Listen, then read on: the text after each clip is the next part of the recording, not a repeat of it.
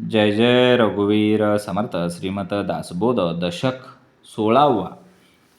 तत्वान्वयाचा समास 8वा. आत्मा राम निरूपण नाम. श्रीराम समर्थ. नमो गणपती मंगळमूर्ती. जयाची मती स्फूर्ती. लोक भजनी स्तवन करीती आत्म्याचं. जय सद्गुरू. श्रीमत दासबोधातील दशक 16वा तत्वान्वयाचा आणि त्यामध्ये असलेला समास 8वा. आत्माराम निरूपण नाम. आणि या समासामध्ये एकूण 31 ओव्यांमध्ये समर्थ एकच सत्य ठसठशीत सांगतात की आत्मा एकच आहे आणि तो सर्वांमध्ये. हा देह नाशवान आहे आणि आत्मा शाश्वत आहे. तुम्ही आम्ही जे करतो ते भेद, तुम्ही आम्ही करतो तो द्वेष, तुम्हाला आम्हाला जे होतं ते आकर्षण किंवा आपण केलेली स्पर्धा ही मनामुळे आहे, आत्म्यामुळे नाही.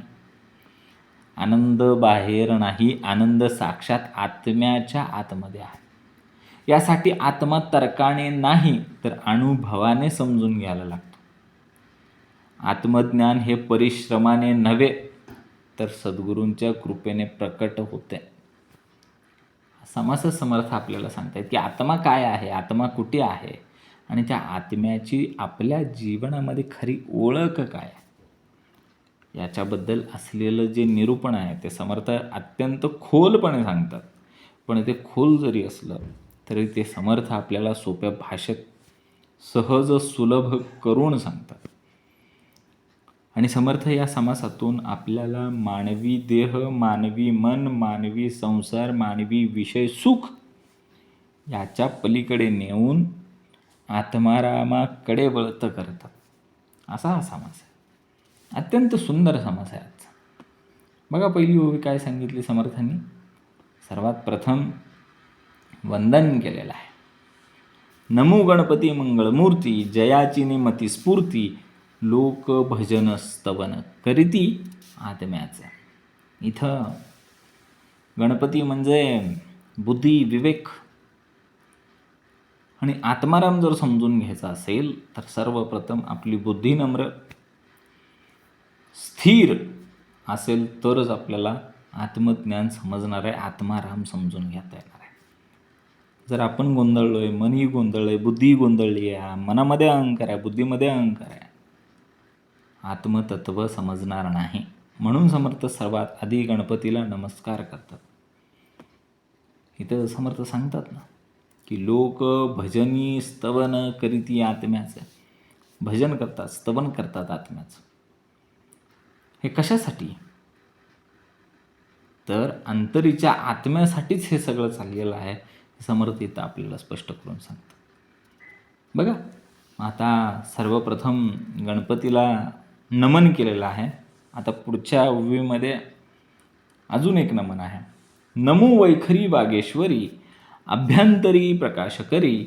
नाना भरोवरी विवरी नाना विद्या. वैखरी म्हणजे बाहेरून बोलणारी वाणी. पण समर्थ म्हणतात खरी वाणी म्हणजे अंतःकरणातून प्रकट होणारी ज्ञानाची ज्योत. तरी समर्थ म्हणतात की मी त्या वाग्देवतेला नमस्कार करतो जी अंतरी प्रकाश उत्पन्न करते. अभ्यंतरी प्रकाश करी. फक्त बोलणं म्हणजे विद्या नाही, सत्य समजणं म्हणजे सुद्धा विद्या नाही. आत्मा कळाला की सर्व विद्या स्पष्ट होतात. कारण आत्माच सर्व ज्ञानाचा स्रोत आहे. समर्थांना माहिती आहे. 2 शिक्षक आहेत, एकाच शाळेमध्ये 2 शिक्षक आहेत. एक येतोय आणि नुसतं पुस्तकातले धडे वाचून दाखवतोय. हे झाली वैखरी वाणी. नुसतं वाचून दाखवलं, जे लिहिलंय ते वाचून दाखवलं. पण दुसरा शिक्षक येतो आणि तो ते धडे समजावून सांगतो, वास्तवातील द्वैतातली उदाहरणं देतो, त्यांना समजेल अशी उदाहरणं देतो. तेव्हा विद्यार्थ्यांच्या मनामध्ये प्रकाश निर्माण होतो. ती खरी अंतःकरणामध्ये स्पष्ट होणारी, प्रकट होणारी ज्ञानाची ज्योत. तशीच आत्म्याची जाणीव झाली की काय होतं, सर्व विद्या पूर्ण वाटू लागतात, अर्थपूर्ण वाटू लागतात. बरोबर आहे का? बघा आता पुढच्या ओवीत काय सांगितलं. सकळ जनांमध्ये नाम रामनाम उत्तमोत्तम, श्रम जाऊनी विश्राम, चंद्रमूळी पावला. सर्व नामामध्ये रामनाम श्रेष्ठ आहे. कारण प्रभू श्रीरामाचं नाम घेतल्यानेच आम्हाला चैतन्य मिळतं, शांतता मिळते. आम्ही सतत धावपळ करतो, अखंड आपली धावपळ चालू आहे, धडपड चालू आहे. कशासाठी?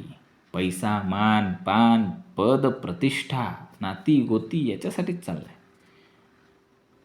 त्यामुळे एक थकवा येतो आणि तो मानसिक असतो, शारीरिक असतो. शारीरिक थकवा आल्यानंतर शरीर आराम करतं, पण मानसिक जेव्हा थकवा येतो तेव्हा नामस्मरण केलं जातं, त्यातून आत्मिक विश्रांती मिळते. मग वास्तव जीवनामध्ये आम्ही बघा, ऑफिसमध्ये मोबाईल आहे, मीटिंग आहे, ईमेल आहेत, वेगवेगळ्या जबाबदाऱ्या आहेत. मग एवढं सगळं करून ऑफिसमध्ये मन खूप थकून जातं. तेव्हा एखादा व्यक्ती नामस्मरण करतो थोडाच वेळ, तरी त्याचं मन हलकं होतं आणि परत त्याला एक ऊर्जा मिळते. जसं शरीराला झोप मिळाल्यानंतर विश्रांती मिळते, तसं मनाला नामस्मरणाने विश्रांती मिळते. बरोबर आहे का? मग त्या नामाचा महिमा खूप थोर आहे. कसा आहे? नामाचा महिमा थोर, रूप कैसे उत्तरोत्तर, परा तत्पर परमेश्वर त्रैलोक्य धरता. नाम हे रूपापेक्षा मोठा आहे. मूर्ती ही स्थूल आहे, पण नाम कसं आहे? सूक्ष्म आहे. नामामध्ये परमेश्वराची शक्ती आहे. त्रैलोक्य धारण करणारा परमात्मा याच नामामध्ये सामावलेला आहे. बरोबर आहे का? आपल्याला आई दिसत नसली तरी आई हा शब्द ऐकला तरी सुद्धा एक ममत्व, भावना, प्रेम जागृत होतंच की. तसंच परमात्मा दिसत नसला तरी सुद्धा फक्त नामस्मरण उच्चारल्याने आम्हाला शांतता मिळते, श्रद्धा मिळते, ऊर्जा मिळते, शक्तीसुद्धा मिळते की नाही? आई नाही दिसत घरात, पण फक्त आई म्हटलं तरी जे आपल्याला कळवळ येते है ना, किंवा आई आपल्याला दिसत नाही आहे आणि आईचा आवाज जरी ऐकला, आईने आपल्याला फक्त हाक जरी मारली तर बघा किती छान वाटतं. तसंच ते नामस्मरण आहे ना.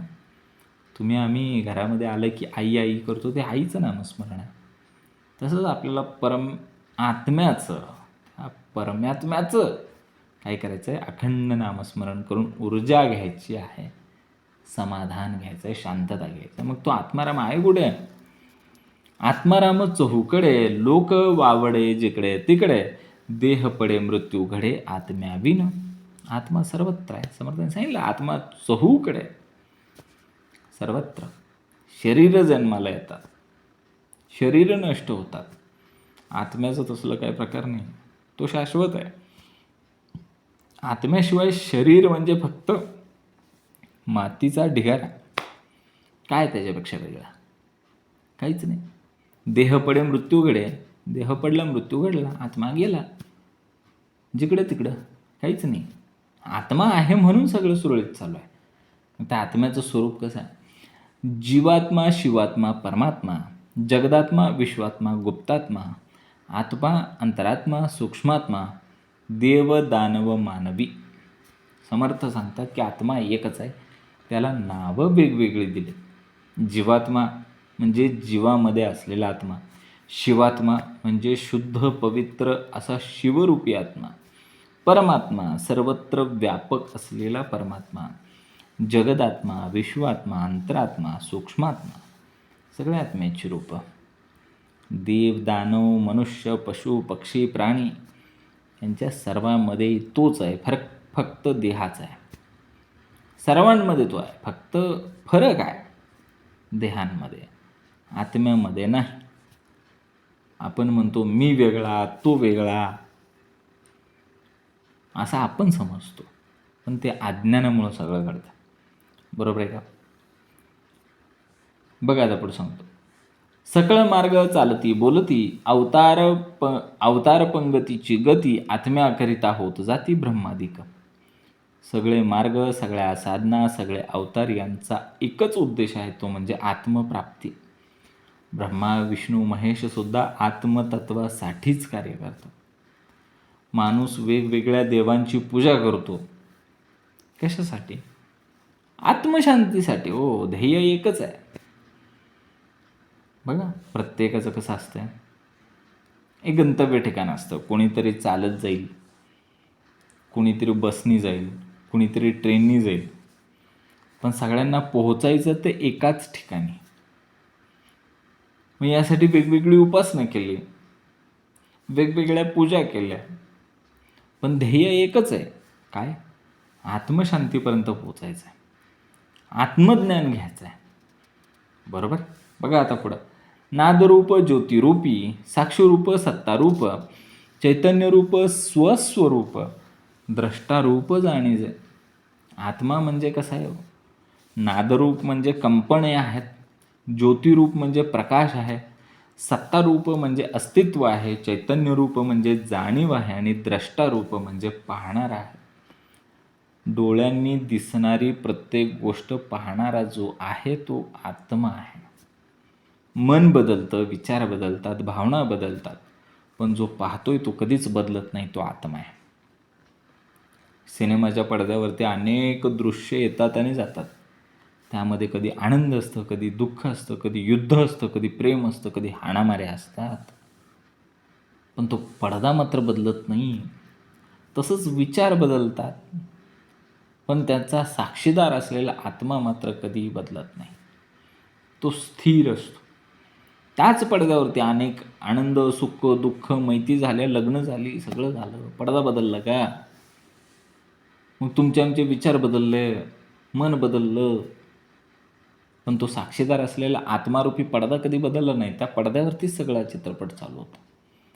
बघा पुढं सांगितलंय, नरोत्तमो वीरोत्तमो, पुरुषोत्तमो रघोत्तमो, सर्वोत्तमो उत्तमोत्तमो, त्रैलोक्यवासी. मग कसा आहे? प्रभू श्रीराम म्हणजे कसे? पुरुषोत्तम, सर्वोत्तम, श्रेष्ठोत्तम आत्मस्वरूप. ते केवळ ऐतिहासिक राजे नव्हते, तर ते प्रत्येकाच्या अंतःकरणात असलेला एक शुद्ध आत्मा आहे, तो आहे. त्यांची लक्षणं दिलेली. आपण जेव्हा रामनाम घेतो, ती फक्त एक मूर्ती नाही आहे बाहेरची, तर ते रामनाम म्हणजे तुमच्या आमच्या अंतःकरणामध्ये असलेली शांतता, सत्य, करुणा यांचा गुण आहे, आणि त्या गुणांचं स्मरण म्हणजे ते नामस्मरण आहे. अखंड प्रभू श्रीरामांचं नामस्मरण. बघा, नाना खतपट आणि चटपट, नाना लटपट आणि झटपट, आत्मा नसता सर्व सपाटच चहूकडे. या जगामध्ये किती चाललंय खटपट, धावपळ, गडबड, संघर्ष, चढाओढ, आत्म्यामुळे हो. आणि आत्माच नसेल तर काय? हे सगळं जग निर्जीव होईल, सपाट होईल, निष्प्राण. सर्व हालचाल आहे, स्पर्धा आहे, इच्छा आहे, त्या आत्म्यामुळे. मोबाईल घेतला हो, मोबाईल खूप महागडा मोबाईल घेतला, त्याच्यामध्ये वेगवेगळे ॲप्स टाकले, आणि त्या मोबाईलला नेटवर्कच नाही. निरुपयोगी झाला तो, निरुपयोगी, काहीच नाही त्याचा उपयोग. मोबाईलमध्ये नेटवर्कच नसेल तर किती महागडा असला तरी त्याचा उपयोग काय? तसंच आत्माच नसेल तर देह, बुद्धी, संपत्ती सगळं निष्प्राण आहे, निष्फळ आहे, निरुपयोगी आहे. आत्म्याविन वेडे कुडे, आत्म्याविन मडे बापुडे, आत्म्याविन थडे रोकडे शरीराचं आहे. आत्मा नसेल तर शरीर म्हणजे वेडे, कुडे, मडे, थडे, निर्जीव वस्तू. समर्थांनी वापरला आहे शब्द. आत्म्याविन वेडे कुडे, आत्म्याविन मडे बापुडे, आत्म्याविन थडे रोकडे शरीराचं. आत्मा नसेल तर काय? या शरीराला काय काय म्हणायचं? मड म्हणा, थड म्हणा, थडगं म्हणा, निर्जीव झालं ना ते. शरीराला महत्त्व आहे त्या आत्म्यामुळे, आणि एकदा तो आत्माच गेला की तो कितीही सुंदर देह असला तरी तो मृतदेह ठरतो. आम्ही प्रेम केलं शरीरावरती, खूप प्रेम केलं, त्या शरीराला खूप सजावट केली, पण आत्म्याची आठवणच नाही ठेवली. ही सगळ्यात मोठी चूक केली. जिवंत माणूस आणि मृत माणूस दिसायला एकसारखेच दिसतात. फरक फक्त एकच आहे की जिवंत माणसामध्ये आत्मा आहे आणि मृत माणसामध्ये आत्मा नाही आहे. मग हे समजतं की खरं मौल्यवान शरीर नाही आहे, तर मौल्यवान होता आत्मा. आत्मज्ञानच घेतलं नाही, आत्मशांतीच कधी झाली नाही आपली. बघा आत्मज्ञान कसं पाहिजे, पुढच्या ओळीत सांगितले. आत्मज्ञानी समजे मनी पाहेजणी आत्माला योगिनी भुवनी अथवा त्रिभुवनी आत्म्याविन ओस. मग ज्याला आत्मज्ञान झालेलं आहे तो कसा करेल? सर्वांमध्ये आत्माच पाहिजे. आत्मज्ञान झालं ना, त्याला कळतं की आत्म्याविन हे सगळं जग रिकामं आहे, पोकळ आहे. बाह्य वैभव, सत्ता, संपत्ती आत्म्याशिवाय अर्थहीन आहे. मोठं घर, मोठी गाडी, भरपूर पैसा असून सुद्धा मनुष्य आतमधून दुःखी आहे, आतमधून पोकळ आहे, तो आतमधून रिकामा आहे. आत्मशांती असेल तर साध्या झोपडीमध्ये सुद्धा समाधान मिळतं, साध्या घरामध्ये सुद्धा समाधान मिळतं, जास्त पैसा लागत नाही. बघा पुढे सांगितलं, परमसुंदर आणि चतुर जाणे सकळ सारा सार आत्म्याविन अंधकार उभय लोकी. आत्मा अत्यंत सुंदर, बुद्धिमान आणि पूर्ण आहे. आत्म्याविना या जगामध्ये आणि परलोकामध्ये अंधारच राहील. कारण सत्य सौंदर्य हे बाहेर नसून सत्य आणि सौंदर्य हे आतमध्ये आहे. चेहरा सुंदर नसून, चेहरा सुंदर आहे पण मनच कुरूप आहे तर काय करणार? नातेच संबंध टिकतील का? नाही टिकणार. मन सुंदर असेल आणि चेहरा जरी साधा असेल तर सर्व काही टिकतं. बघा पुढं, सर्वांगी सिद सावध नाना भेद नाना वेद नाना खेद आणि आनंद तेनेची करिता. आनंद, दुःख, भेद, खेद, वेद हे सर्व आत्म्यामुळे अनुभवायला येतं. आणि आत्माच नसता तर अनुभवच नसते. आत्माच सर्व अनुभूतींचा आधार आहे म्हणून हे कळतं. आपण स्वप्नामध्ये हसतो, रडतो, घाबरतो, हे सगळे अनुभव मनाला खरे वाटतात. पण जेव्हा जागृत अवस्था येते तेव्हा कळतं की अनुभव देणारी शक्ती आतच होती. स्वप्नामध्ये तुला रडवू शकतो आणि स्वप्नामध्ये तुला घाबरवू शकतो, हसवू शकतो. ही शक्ती आतल्या आतमध्येच होती. बघा पुढं, रंक आणि ब्रह्मादिक एकची चालवी अनेक पहावा नित्यानित्य विवेक कोणी एक. रंक म्हणजे भिकारी आणि ब्रह्मादिक म्हणजे साक्षात ब्रह्मदेव असो, ह्या दोघांनाही चालवणारा एकच आत्मा आहे. देह, पद, सत्ता वेगळी, चेतना मात्र एकच. नित्य आत्मा आणि अनित्य म्हणजे हा देह, पद, पैसा याचा विवेक ठेवावा लागतो. बघा, वेगवेगळ्या बल्बमध्ये एकच वीज असते, लाईट असते. मग छोटा बल्ब, मोठा बल्ब, रंगीत बल्ब, ह्या सगळ्यांमध्ये वीज एक समान आहे. तसं राजा असो, रंक असो, राजा आहे, गरीब आहे, ह्यांच्यामध्ये आत्मा मात्र एक समान आहे, हे कळायला पाहिजे. ज्याचे घरी पद्मिनी नारी आत्मा तवरी आवडती धरी आत्मा गेली या शरीरी तेज कैचे. समर्थ स्पष्ट सांगतात की एखाद्याच्या घरी कितीही सुंदर अशी पत्नी असो, खूप सारे ऐश्वर असो, वैभव असो, पण जर आत्माच नसेल ना तर त्या शरीराला काहीच तेज उरत नाही. देहाचं सौंदर्य, ते आकर्षण, ते तेज हे सगळं त्या देहाला आत्म्यामुळं मिळत असतं. आणि एकदा का तो आत्मा गेला की तेच सुंदर शरीर, तेच आकर्षक शरीर भयावह वाटू लागतं. गेला आत्मा, आता काय ती भीती वाटायला लागली बघा त्याची. बाह्य सौंदर्य हे तात्पुरतं टिकतं, पण खरे तेज तर आत्म्यामध्येच होतं आणि आत्म्यामुळेच होतं. बघा ना, एखाद्या लग्न समारंभामध्ये तिथं ते वधूवर किती तेजस्वी दिसतात, नटून थटून. आणि तेच एखाद्या मृतदेह पाहिला की आपण मागे सरकतो. आणि तिथंच त्या लग्न समारंभामध्ये आपण 3दा पण त्या वधूवरांजवळ जातो फोटो काढायला. मृतदेहाजवळ कोणी फोटो काढला आहे का? तिथं लगे मागं सरकतो. कारण त्यातनं आत्मा निघून गेला आहे, ते तेज निघून गेलं आहे.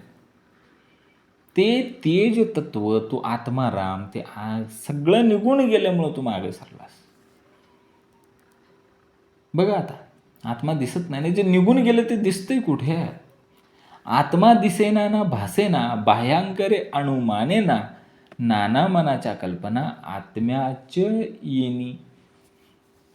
आत्मा डोळ्यांना दिसत नाही, हाताने पकडता येत नाही, आकारात मावत नाही, पण आपण त्याच्याबद्दल कल्पना करतो. असा असेल, तसा असेल. पण आत्मा कल्पनेच्या सुद्धा पलीकडे आहे. तो अनुभवायचा असतो, विचारांनी बांधायचा नसतो. बघा ना, झाड असतं, झाड, ते झाड हलतं, फांद्या हलतात. त्या फांद्या इतक्या हलतात की त्या झाडाचं फळसुद्धा गळून पडतं. अगदी अगदी मोठा नारळसुद्धा तो वारा पाडून टाकतो, वारं सुटलं म्हणतो, पण तो वाराच दिसत नाही.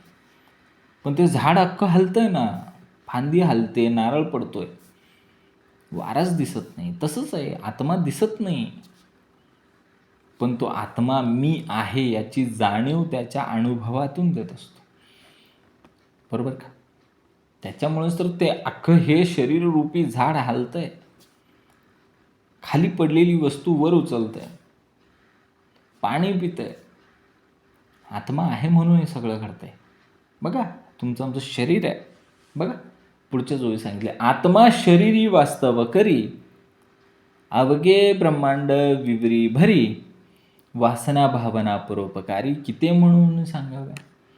आत्मा देहात राहतो आणि संपूर्ण ब्रह्मांड व्यापून आहे, शरीरात वास्तव्य करतो, अवघ्या ब्रह्मांडामध्येही राहतो, जे पिंडी ते ब्रह्मांडी. पण मन, वासना, भावना वेगवेगळ्या असल्यामुळे सगळ्यांना ते वेगवेगळी माणसं वाटतात. पण आत्मा एकच आहे. पण मनाच्या रंगामुळे वेगवेगळे स्वभाव आणि त्या छटा दिसून येतात. बघा ना, पांढऱ्या रंगातून, पांढऱ्या प्रकाशातून 7 रंग दिसतात. प्रकाश एकच आहे ना, पांढरा प्रकाश, पण तिथून रंग 7 उमटलाय. तसा प्रकाश एकच आहे, म्हणजे तो आत्मा एकच आहे, फक्त तो वेगवेगळे रंग धारण करतो. बरोबर का? मग हे सगळे भेद मनामुळे आले ना. बघा आता समर्थ पुढच्या ओळीत सांगतात, मनाच्या अनंत वृत्ती, अनंत कल्पना धरिती, अनंत प्राणी सांगो किती, अंतर त्याचे. मग प्रत्येकाच्या मनामध्ये असंख्य विचार आहेत, असंख्य भावना आहेत, असंख्य अशी इच्छा आहे, असंख्य भीती आहे. प्रत्येक प्राणी वेगळा का वाटतो? कारण त्याचं मन वेगवेगळ्या पद्धतीनं काम करतं. आत्मा एकच आहे, तो मन अनेक आहे, अनंत आहेत. समर्थांनी सांगितलं, मनाच्या अनंत वृत्ती, अनंत वृत्ती आहेत. व्यक्ती तितक्या प्रकृती आणि तेवढ्याच विकृती. मग अनंत कल्पना धरिती, आणि कल्पनेला कुठं अंत आहे? अनंत कल्पना धारण केली. अनंत प्राणी सांगू किती. मग असंच आहे, एकाच वर्गामध्ये शिक्षक एकच शिकवतात, पण सगळ्या विद्यार्थ्यांना समजतं का? काही गोंधळतात, काही दुर्लक्ष करतात, कारण प्रत्येकाच्या मनाची वृत्ती वेगळी आहे. आपण नाही त्याला लिमिट नाही लावू शकत. ते अनंत आहे, अनंत. बघा ते अनंत कसं आहे, अनंत राजकारणे धरणे, कुबुद्धी सुबुद्धी विवरणे, कळो नेदने चुकावणे प्राणी मात्रासे. या जगामध्ये चालाक, हुशार, मूर्खपणा, चुकणं, फसणं, हे सगळं आत्म्यामुळं घडतं. खरं तर आत्मा शुद्ध आहे, पण ह्या विकारांच्या, मनाच्या विकारांमुळे तो भ्रमात अडकतो. एक माणूस साधेपणाने जगतो, दुसरा कट कारस्थान करतो, तिसरा सदैव संशयामध्येच राहतो. आत्मा एकच आहे हो, फक्त त्या मनाच्या विकारांमुळे तो भ्रमात अडकत जाऊन तसं सगळं घडलेलं आहे. आत्मा एक जरी असला तर प्रत्येकाच्या मनाची घडण जी आहे ना, ती वेगळी वेगळी आहे, म्हणून तसं झालं आहे. एकास एक जपती टपती, एकास एक खपती लपती, शत्रुपणाची स्थिर गती चहूकड. या जगात माणसं एकमेकावरती लक्ष ठेवून असतात. कोण पुढं जातोय, कोण मागे राहिलाय, कोण आपल्यापेक्षा वर चढवतोय. मग त्यातून संशय, स्पर्धा, मत्सर, शत्रुता निर्माण होते. हे सगळं मनाच्या पातळीवरती आहे. आत्म्याला कोणी शत्रू नसतो. आत्म्याच्या पातळीवरती कोणीही शत्रू नसतो ना, त्याला मित्र नसतो. हे सगळं मनाच्या पातळीवरती. संशय, मत्सर, स्पर्धा, शत्रुता. एकदा का आत्मा संपला की मी आणि तो हा भेदसुद्धा नष्ट होतो. बघा ना, ऑफिसमध्ये 2 जण स्पर्धा करतात, प्रमोशन मिळवण्यासाठी स्पर्धा करतात. त्यांचं एकमेकांवरती लक्ष असतो, ह्याचा प्रोजेक्ट कंप्लीट झाला, ह्याचा प्रोजेक्ट कंप्लीट नाही झाला. मग ते एकमेकाविरुद्ध काय करतात, विचार करतात, स्पर्धा करतात, मत्सर ठेवतात, संशय घेतात. पण त्या दोघांमध्ये आत्मा एकच आहे हो. आणि हे जर त्या दोघांनाही समजलं तर तो द्वेषच नष्ट होऊन जाईल, ती स्पर्धाच नष्ट होऊन जाईल, तो मत्सरच नष्ट होऊन जाईल, ती शत्रुता नष्ट होऊन जाईल. पण तसं होईल का? बघा पुढे, पृथ्वीमध्ये परोपरी एकास एक सिंतरी, कित्येक भक्त परोपरी परोपकार करती. या पृथ्वीवरती काही लोक स्वार्थी आहेत, तर काही लोक परोपकारी आहेत. काही जण त्रास देतात, तर काही लोक मदत करतात. हे सगळं मनाच्या संस्कारांवरती अवलंबून आहे, त्या आत्म्यावरती अवलंबून नाही आहे. रस्त्यावर एखादा अपघात घडला की एखादा व्यक्ती जाऊन फोटो काढतो, असा अपघात झाला. तिथंच दुसरा व्यक्ती येतो आणि त्या अपघातामध्ये जखमी झालेल्या माणसांना पटकन उचलून हॉस्पिटलमध्ये घेऊन जातो. मग हे त्या अपघातस्थळी असलेले 2 वेगवेगळे देह, पण त्यांच्या अंतरी आत्मा एकच आहे, फक्त त्या दोघांची मनोवृत्ती वेगळी आहे. एकाला वाटलं की ते ॲक्सिडेंट कसला भयंकर आहे, याचा मी फोटो काढेन, स्टेटसला ठेवेन, याचा मी व्हिडिओ काढेन आणि यूट्यूबला टाकेन. दुसरा व्यक्ती म्हणला, मला ह्यातलं काहीच नाही करायचं, मला ह्या जखमी लोकांना उचलून हॉस्पिटलला न्यायचं, त्याच्यासाठी जे करावं लागेल ते मी करीन. बघा पुढं, एक आत्मा अनंत भेद, देहे परत्वे घेती स्वाद, आत्मा ठाईचा अभेद, भेदही धरी. आत्मा एकच असला तरी देहामुळे भेद दिसतो. स्त्री, पुरुष, गरीब, श्रीमंत, मूर्ख, हुशार, हे देहामुळे आहे. आत्मा स्वतः भेद करतच नाही, तो निर्भेद आहे. पण देहाच्या माध्यमातून तो भेद अनुभवतो. एकच अभिनेता वेगवेगळ्या भूमिका करतो. तोच कधी राजा होतो, तोच कधी चोर होतो, तोच कधी साधू होतो, तो कधी भिकारी होतो, कधी दारुडा होतो. तो अभिनेता आहे ना. अभिनेता एकच आहे, भूमिका वेगवेगळ्या आहेत. तसंच आत्मा एकच आहे, पण त्यांनी धारण केलेले देह वेगवेगळे आहेत. त्यामुळे तो अनेक रूपामध्ये दिसतो. पुरुषास स्त्री पाहिजे, स्त्रीस पुरुष पाहिजे, नवरीस नवरी पाहिजे, हे तो घडेना. मग इथे समर्थ सांगतात की मनुष्य नेहमी अपूर्णतेने जगतो. अपूर्ण आहे सगळं. पुरुषाला स्त्री पाहिजे, स्त्रीला पुरुष पाहिजे, नवरीला नवरी पाहिजे असं कधी घडलंय का? समाधान शोधण्यासाठी बाहेर जावं लागतं. आत्मा पूर्णच आहे हो, पण मन अपूर्ण आहे. मन अपूर्णतेत अडकलेलं आहे. बघा, आपण एखादा मोबाईल घेतला नवीन की त्याचा आनंद काही दिवसच टिकतो.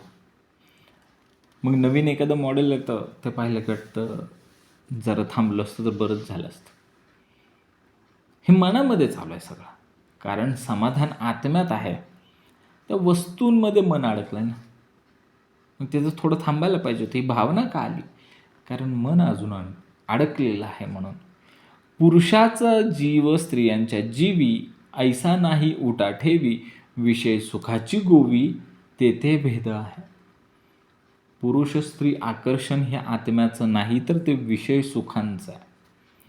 मन इंद्रिय सुखात अडकलेलं आहे, म्हणून तिथं आसक्ती आहे, म्हणून तिथं दुःख निर्माण होतं. पण आत्मा तर विषय सुखाच्या पलीकडे जाऊन पोचलेला आहे. त्याला काहीच प्रॉब्लेम नाही, त्याला आकर्षणच नाही आहे विषय सुखांचं.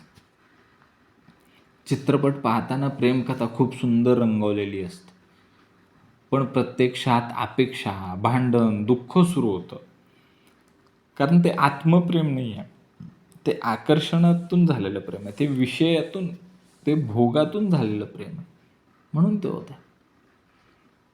प्रत्यक्ष ते चित्रपटामध्ये जसं पाहिलेली ती रंजक कथा आहे, तसंच आपलं आयुष्य असतं का हो?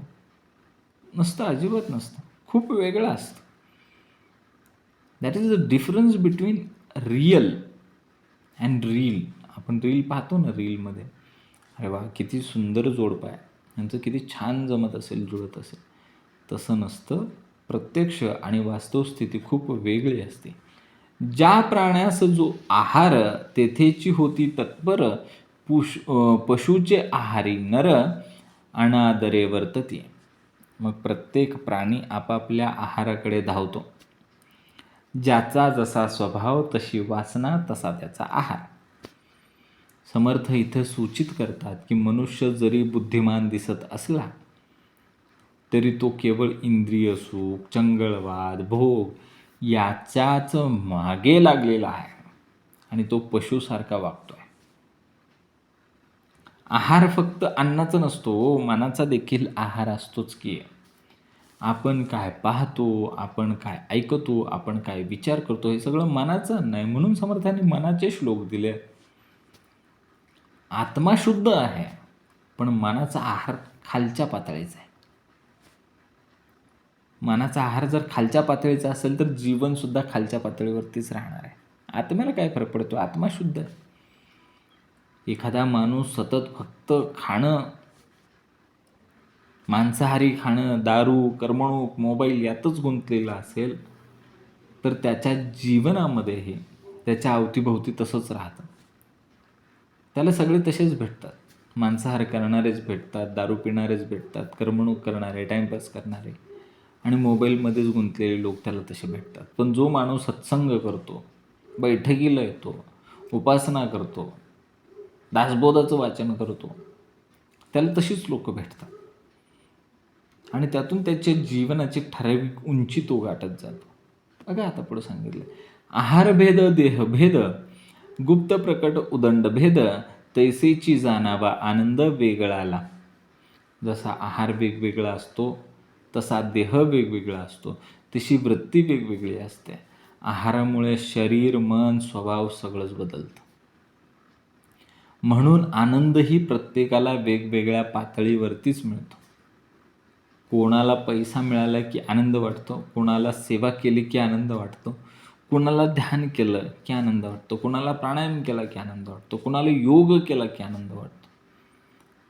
बघा ना, एखाद्या मुलाला चॉकलेट मिळालं की आनंद वाटतो. दुसरा मुलगा म्हणतो नाही, मला स्पर्धेमध्ये बक्षीस मिळालं की जास्त आनंद होईल. तिसरा म्हणतो नाही, मला आईवडिलांचं प्रेम मिळालं की जास्त आनंद होईल. चौथा विद्यार्थी म्हणतो की मला ध्यानामध्ये बसल्यानंतर एक वेगळाच आनंद मिळतो. आनंद एकच आहे, फक्त आनंद वेगवेगळा वाटतोय. बघा पुढं, सिंधू भूगर्भीचे निरे, त्या नीरामध्ये शरीरे, अर्णोदकाची जळचरे अत्यंत मोठी. समुद्रात, जमिनीखाली, पाण्यात, खोल पाण्यात असंख्य प्रकारचे जीव आहेत, जे आपल्या डोळ्यांनाही दिसत नाहीत. याचा अर्थ असा नाही की या जगामध्ये जेवढं आपल्याला दिसतं तेवढं सत्य आहे. अगदी अदृश्य, सूक्ष्म आणि विराट असं सुद्धा काही काही अस्तित्वात आहे.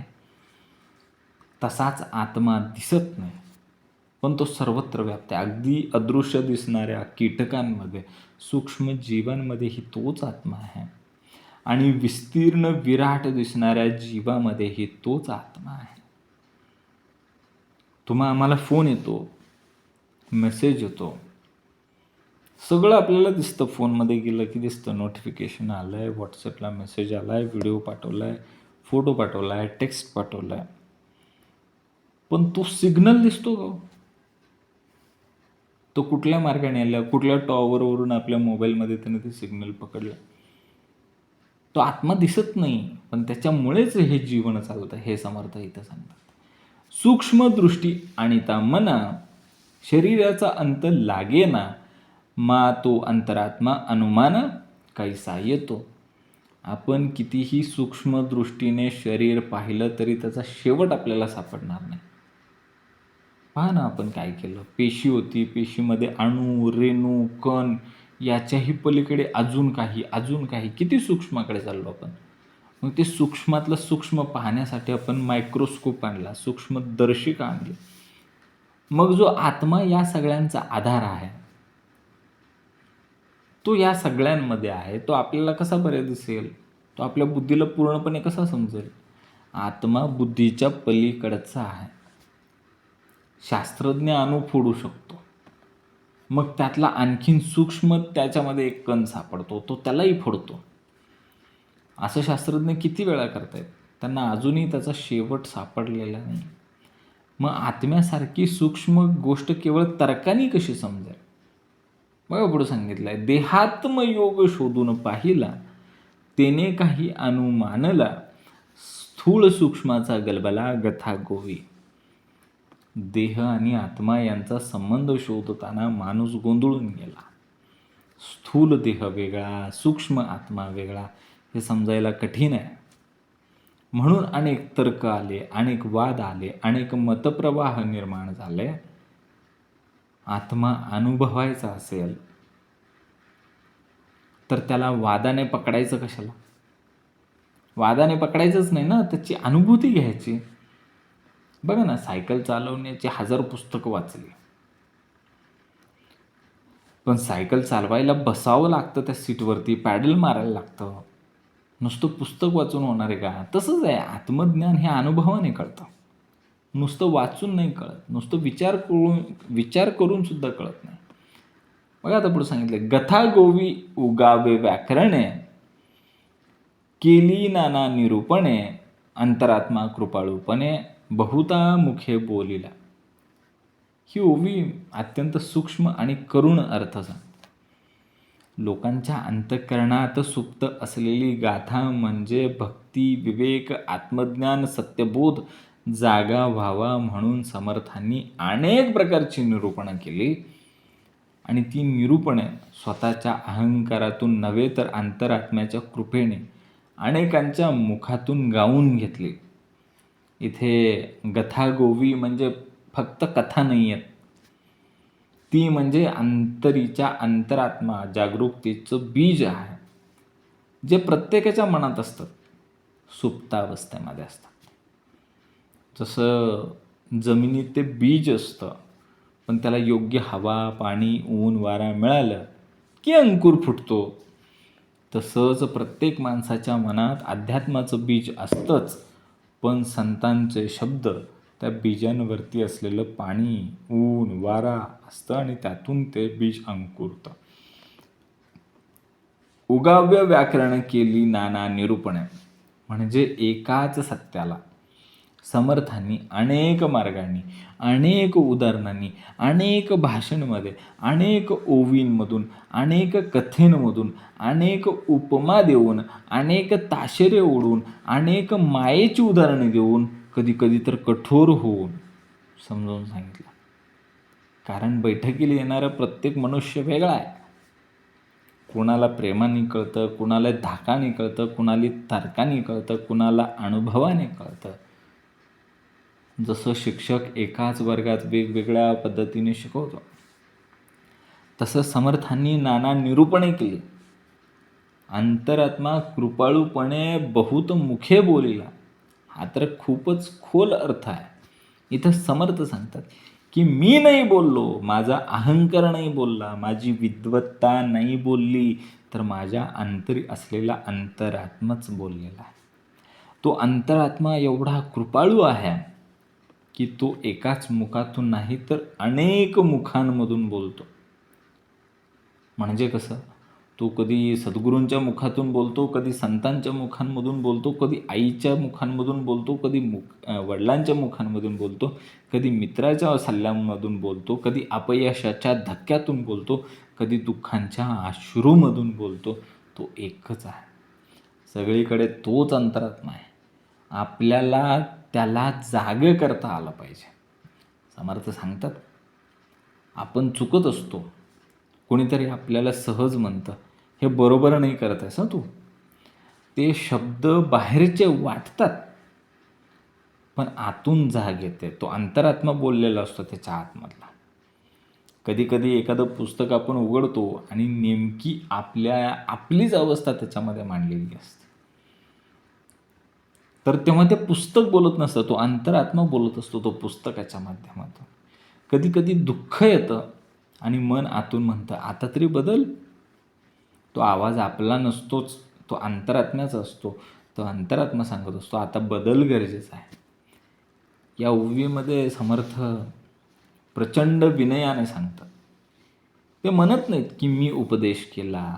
ते म्हणतात की माझ्या अंतरात्म्याने माझ्यामधून ते सर्व काही बोलून घेतलं आहे. आणि हीच खरी संतांची ओळख आहे. हीच खरी सद्गुरूंची ओळख आहे.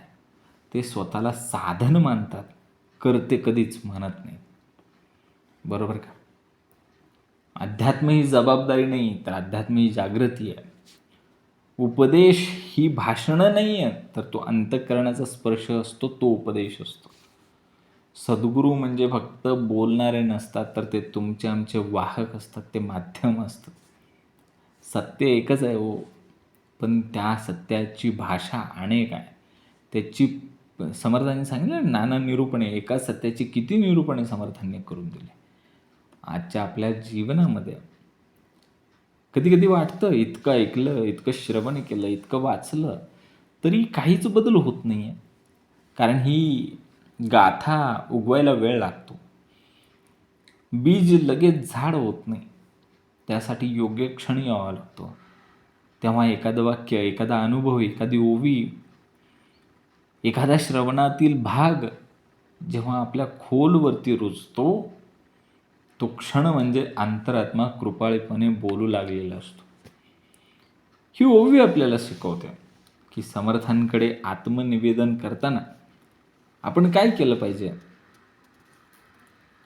अंतरीच्या अंतरात्म्याकडेच ते आत्मनिवेदन सोपवलं पाहिजे. बरोबर आहे का? इति श्री दासबोधे गुरुशिष्य संवादे अंतरात्मा निरूपणनाम समास 8वा. जय जय रघुवीरा समर्थ. ओम श्री गुरु दत्तात्रय श्रीपाद श्री वल्लभाय नमः. जय सद्गुरु.